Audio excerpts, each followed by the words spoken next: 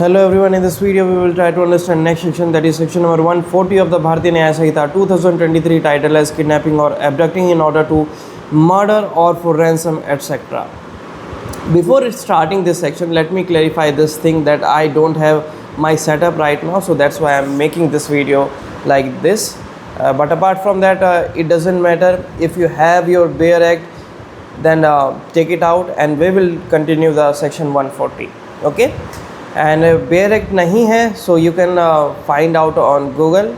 Just write it down, BNS PDF, and वो appear हो जाएगा, and then you can open it up. So we are discussing section 140 of the Bharatiya Nyaya Samhita. इसका सब section 1 कहता है, whoever kidnaps or abducts any person in order that such person may be murdered or may be so disposed of as to be put in danger of being murder. कोई भी व्यक्ति किसी भी व्यक्ति का, किसी दूसरे व्यक्ति का अपहरण करता है इस उद्देश्य से, ये जानते हुए कि सामने वाले व्यक्ति की हत्या की जा सकती है. तो ये जानकारी हो या फिर सामने वाले व्यक्ति को इस प्रकार छोड़ा जाएगा, इस प्रकार छोड़ दिया जाएगा कि जिससे उस व्यक्ति की हत्या भी हो सकती है. तो ऐसी परिस्थिति में जो भी ये व्यक्ति ऐसा कार्य करता है किडनैपिंग और अबडक्शन का, ये जानते हुए कि सामने वाले व्यक्ति की हत्या की जा सकती है, तो वैसी परिस्थिति में उस व्यक्ति को रिग्रेस इम्प्रिजनमेंट यानी कि कठोर कारावास की सज़ा होगी. कितने साल तक की? जो कि जा सकती है 10 साल तक की. ठीक है. So shall be punish with imprisonment for life और rigorous imprisonment for a term which may extend to 10 years. तो आजीवन कारावास की उसको सज़ा मिलेगी पहली, और इन केस आजीवन कारावास की सज़ा नहीं मिल रही है तो 10 साल तक की कारावास की सज़ा उसको मिल सकती है. इसी के साथ ही साथ कोर्ट उस पर फ़ाइन भी इम्पोज करेगा, और वो फ़ाइन जो है उस व्यक्ति को, जो भी ऑफेंडर है, उसको पे करना पड़ेगा. This is what subsection 1 is trying to say. इसको फिर से समझा देता हूँ कि कोई भी व्यक्ति अगर किडनैपिंग या एब्डक्शन करता है किसी भी व्यक्ति का, किडनैपिंग एंड अबडक्शन में हमने ऑलरेडी डिस्कस कर लिया ऊपर वाले सेक्शन में. तो कोई भी व्यक्ति किडनैपिंग या अबडक्शन करता है ये जानते हुए कि सामने वाले व्यक्ति की हत्या हो सकती है, या फिर सामने वाले व्यक्ति को इस तरीके से छोड़ा जा रहा है कि उसकी हत्या की जा सकती है. तो ऐसी परिस्थिति में जो भी ऐसा कार्य करता है उसको आजीवन कारावास की सज़ा मिलेगी, वो भी कठोर वाली, या फिर कोर्ट हो सकता है कि उसको 10 साल तक की भी सज़ा दे दे. साथ ही साथ उसको फ़ाइन भी पे करना पड़ेगा. फ़ाइन मैंडेटरी है, इसका मतलब कोर्ट फ़ाइन इम्पोज करेगा और वो फ़ाइन भी उस ऑफेंडर को पे करना पड़ेगा. अब इसके बाद हम देखते हैं इलस्ट्रेशन. 2 इलस्ट्रेशन है. इलस्ट्रेशन ए कहता है, A kidnaps Z from India. A Z को इंडिया से किडनैप करता है, इंटेंडिंग और knowing it to be likely that Z may be sacrifice to an idol. ये जानते हुए स्वेच्छा से, या तो स्वेच्छा से इंटेंशनली, या फिर उसको इस चीज़ की जानकारी थी कि जेड को, जिसे वो किडनैप कर रहा है, उसकी बलि चढ़ा दी जाएगी किसी देवता के सामने, तब भी उसने जेड को किडनैप किया. यहाँ पे A has committed the offence defined in this section. तो यहाँ पे ए ने वो अपराध किया है जिसकी डेफिनेशन हमने अभी सेक्शन 140 के सब सेक्शन 1 में पढ़ी है.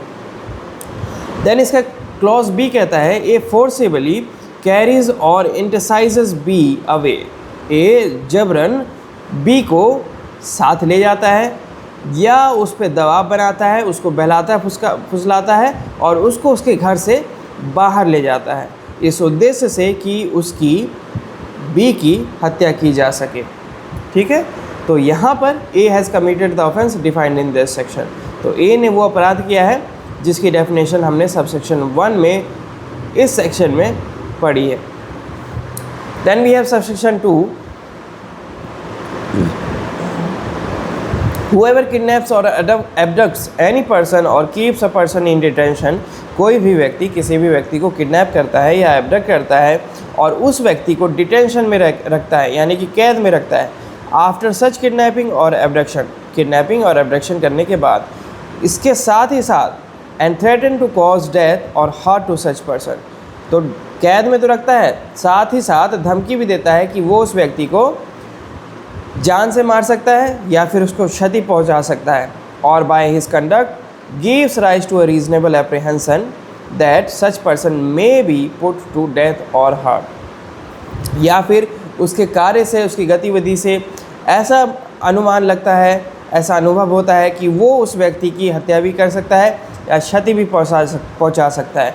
और कॉजेज हर्ट और death to such person in order to compel the government और एनी फॉरेन स्टेट, या फिर वो उस व्यक्ति को क्षति पहुंचा सकता है या फिर उसकी हत्या भी कर सकता है, क्योंकि उसे दबाव बनाना है सरकार के ऊपर या फिर किसी भी विदेशी राज्य के ऊपर, चाहे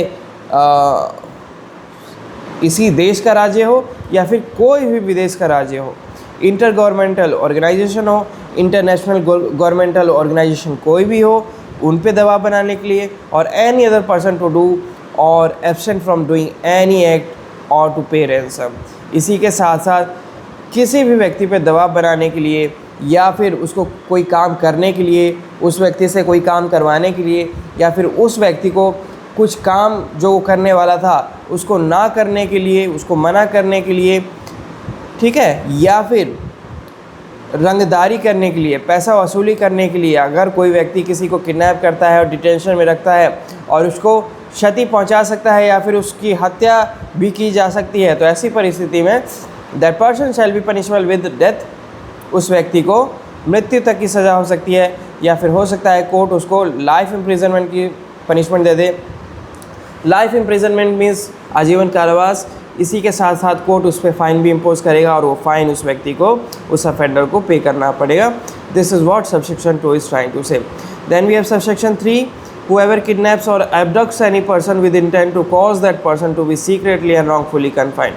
कोई भी किसी व्यक्ति को किडनैप करता है या एबडक्ट करता है इस उद्देश्य से कि उस व्यक्ति को चुपके से बंद करके रखा जाए, गलत तरीके से बंद करके रखा जाए, तो ऐसी परिस्थिति में जो भी ऐसा कार्य करता है वो व्यक्ति shall be punished with imprisonment of either description for a term which may extend to 7 years। तो ऐसी परिस्थिति में उसको सिंपल इम्प्रिजनमेंट या रिग्रेस इम्प्रिजनमेंट, किसी भी प्रकार का पनिशमेंट मिल सकता है, इम्प्रिजनमेंट मिल सकता है, लेकिन उसकी ड्यूरेशन कितनी होगी? ड्यूरेशन होगी 7 साल तक की सज़ा उसको हो सकती है। साथ ही साथ and shall also be liable to fine, इसी के साथ साथ उस व्यक्ति को फ़ाइन भी पे करना पड़ेगा।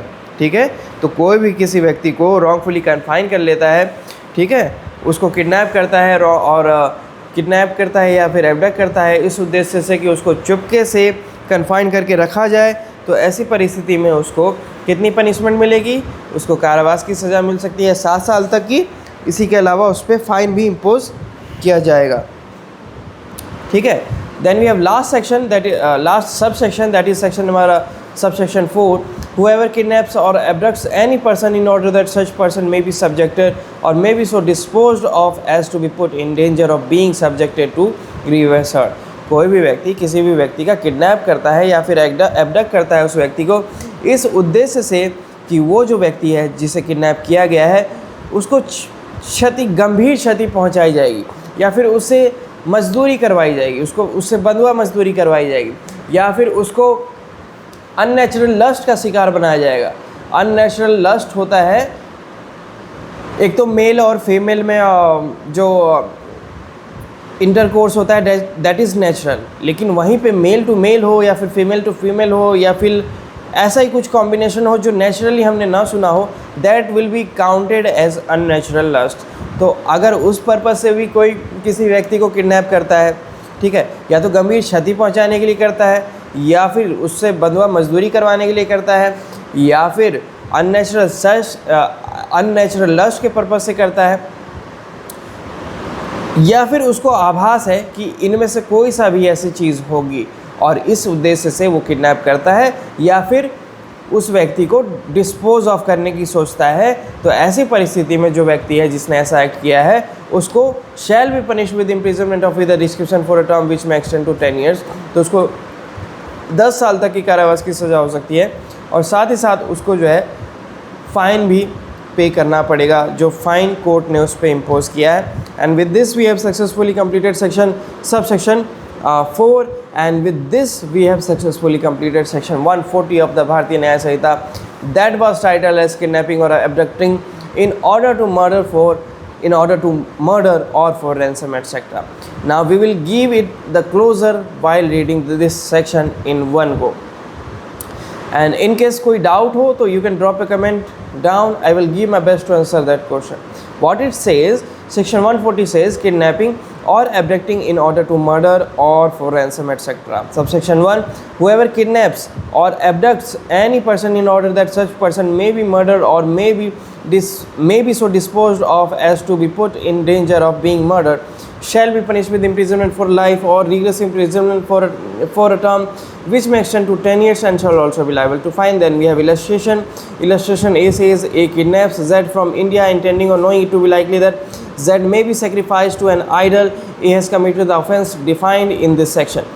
Then we have clause B. A forcibly carries or entices B away from his home in order that B may be murdered. A has committed the offence defined in this section.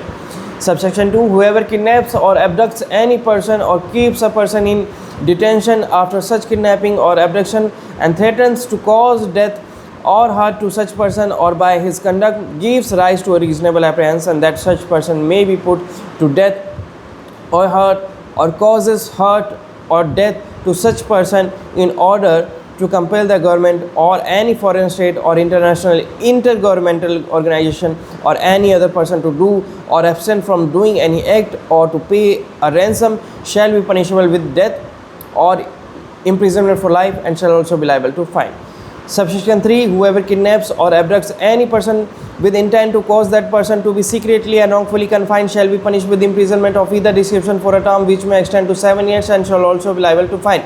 We have subsection 4, whoever kidnaps or abducts any person in order that such person may be subjected or may be so disposed of as to be put in danger of being subjected to grievous hurt or slavery or to the unnatural lust of any person or knowing it to be likely that such person will be so subjected or disposed of shall be punished with imprisonment of either description for a term which may extend to 10 years and shall also be liable to fine.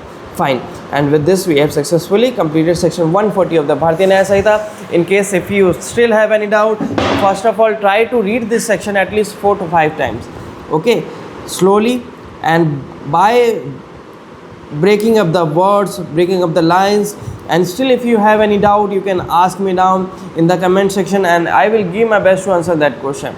We will discuss the next section, that is section number 141 of the Bharatiya Nyaya Samhita in this video. That's it. We will meet in next video. Up till then, have a good time. Bye bye and thank you.